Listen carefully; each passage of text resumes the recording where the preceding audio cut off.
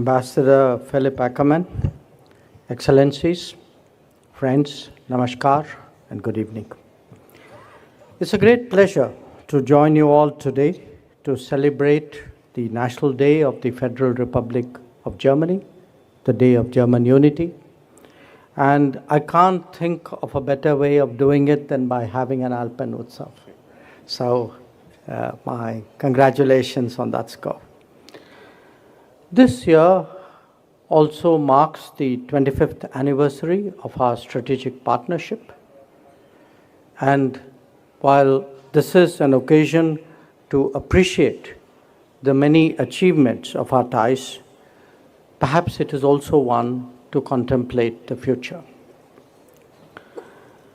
We are entering an uncertain, the ambassador used the word unruly, but I would say uncertain at least, period in world affairs. Both strategic unpredictability and economic volatility are on the rise.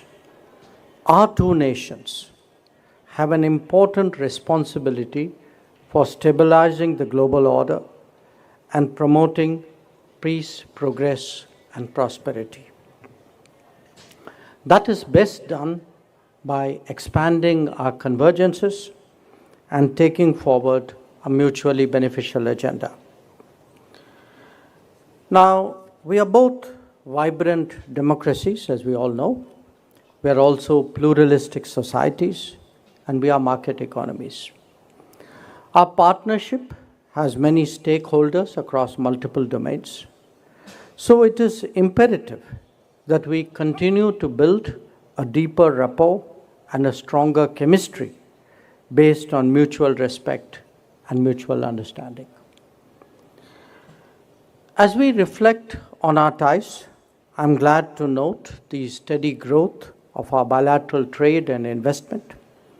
German companies have been present here for many decades. In fact, some of them, I think, have been here for more than a century. And I see enthusiasm for expansion in many of my interactions with them. Germany is also key to our ongoing trade negotiations with the European Union. Our green and sustainable development partnership has also progressed very noticeably. A particularly noteworthy feature of our ties has been the enhanced people-to-people exchanges, and the ambassador referred to it as well. Our student population in Germany has doubled in the last 5 years.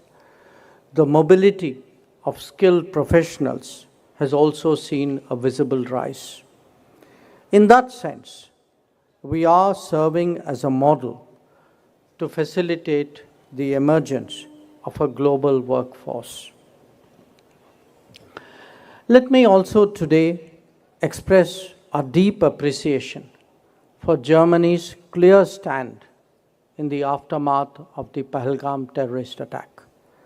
My counterpart, Minister Johann Wadephul, was unambiguous in supporting India's right to defend itself against terrorism. It is in full consonance with our belief that there should be zero tolerance towards terrorism. Our political cooperation has also intensified, with our leaders setting an example. Prime Minister Narendra Modi and Chancellor Merz have already met twice this year, and Ambassador, as you said, we look forward to welcoming the Chancellor in India at some time of our mutual convenience. I was in Berlin in May and had the privilege of welcoming Minister Wadephul in Delhi in September. We hope to maintain the momentum of these exchanges.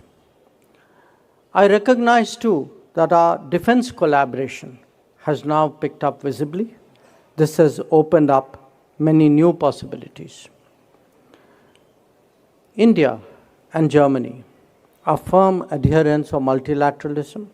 We cooperate closely in international forums, including in the G4 format in pursuance of the reform of the United Nations.